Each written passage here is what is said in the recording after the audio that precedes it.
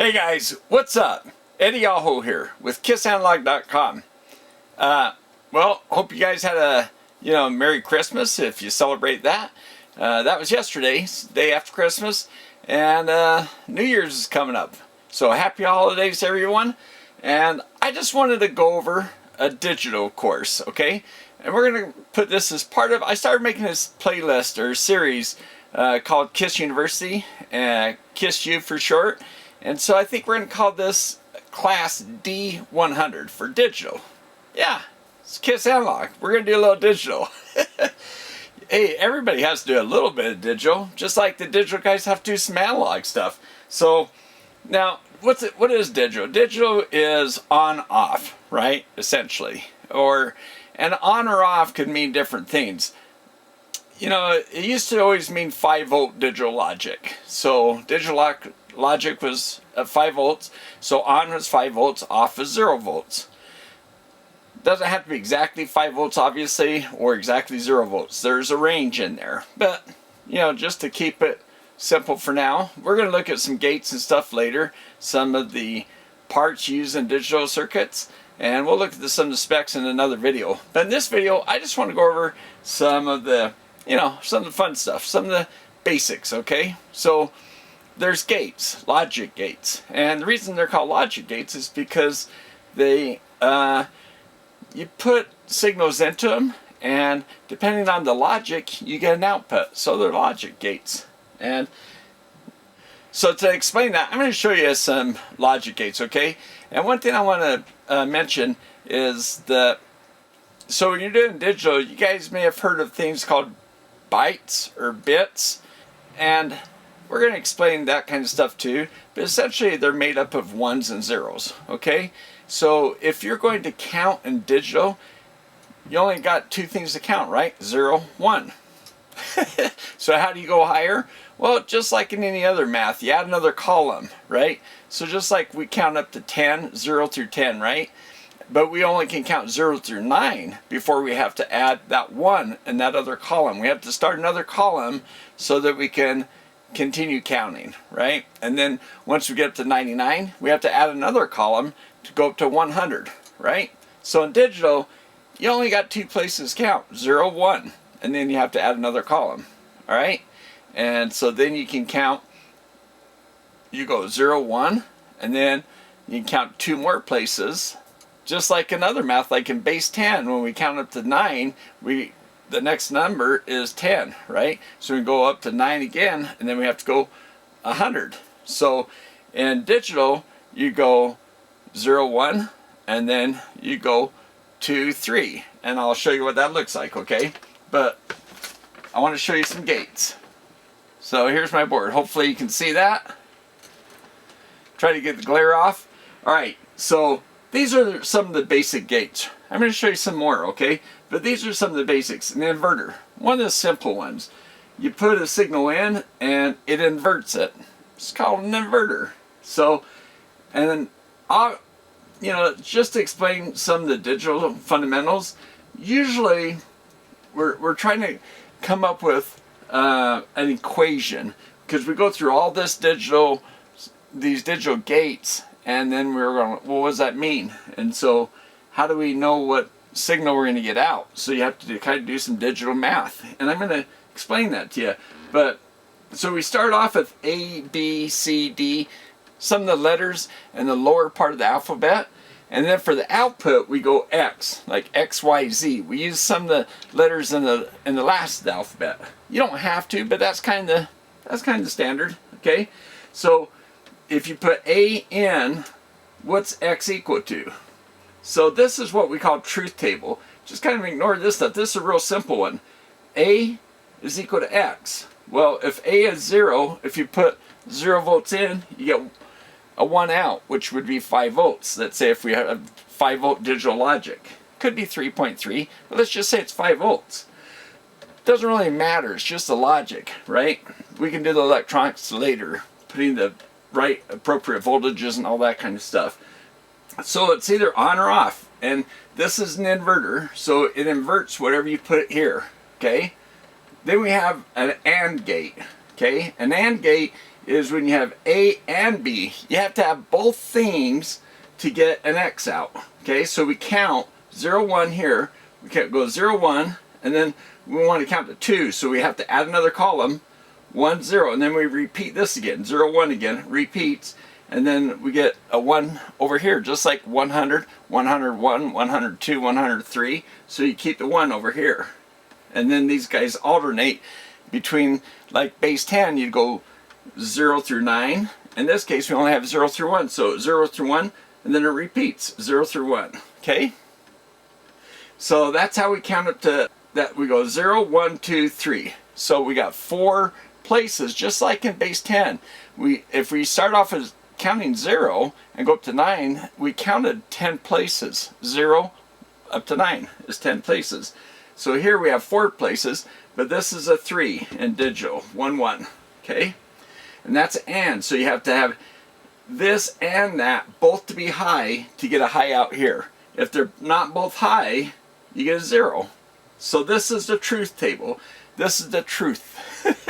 So it's just a table showing you, what to expect here, okay? So now here's an OR gate. So like it sounds, A or B, you get an X.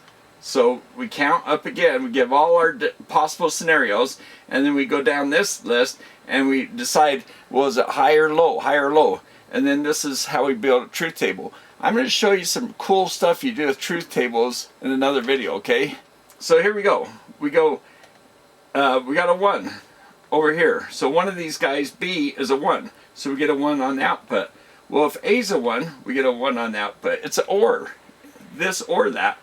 But if we get both of them, we get a 1 out. So either one of them, it's an OR gate. So as an OR gate, either one of them, we get a 1 out. So there we go. Now what I did down here is I showed some equations I was talking about before. So which equation goes with which item? Well, we could kind of pick the easy one, because this one only has just a single A, like here. So we go, oh, that must be the equation for an inverter, which it is. So X is equal to A naught. And A naught is just a way of saying whatever A is, it's not that. It's the other thing. So if A was a 0, it's a 1. If A is a 1, it's a 0. So it's A naught, okay? And it's just way, A bar, some people call it, okay? So A bar or A naught. So that little symbol right there, that little circle, you'll see that that is a naught symbol. And that gives you the bar or the naught, however you want to call it.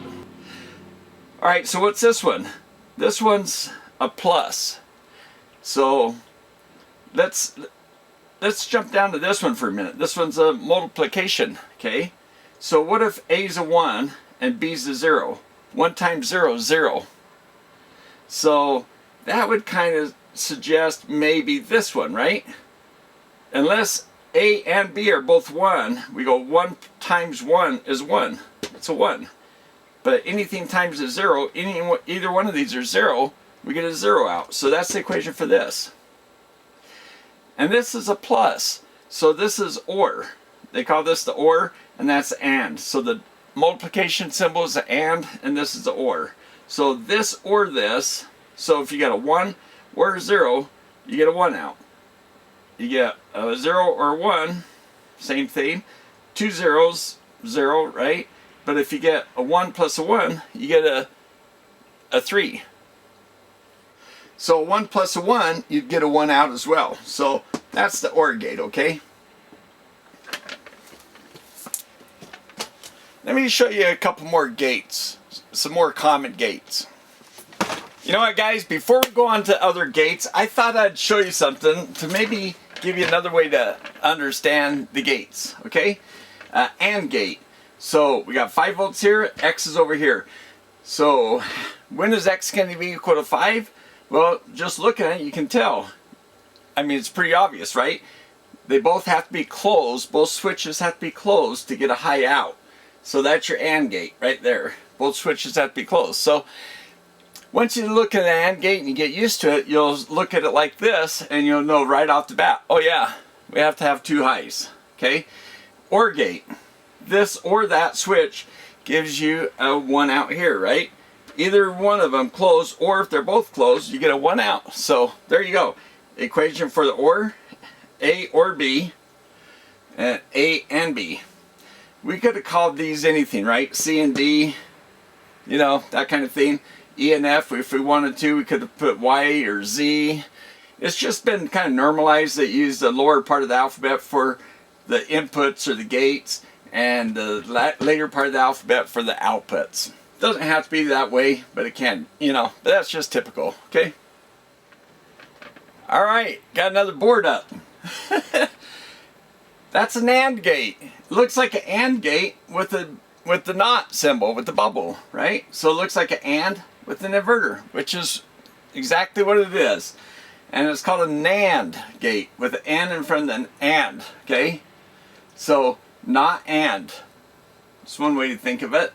And here's a truth table. Now, it's just the opposite of an AND gate, because you come out with the AND and then you invert it. So now, with the AND gate, you would have had only the one here, but now that gets inverted to a 0, and these all get inverted to 1s.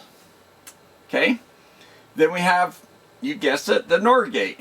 So it's an OR gate with a NOT, or a bubble. So it's the same thing as OR gate with inverter, just like you'd guess.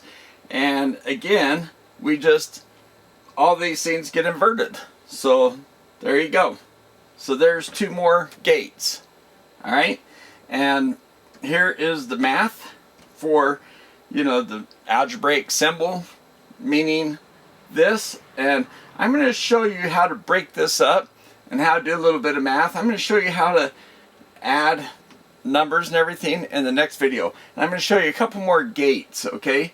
But yeah, I just wanted to break it out and start with this. So, yep, here we go.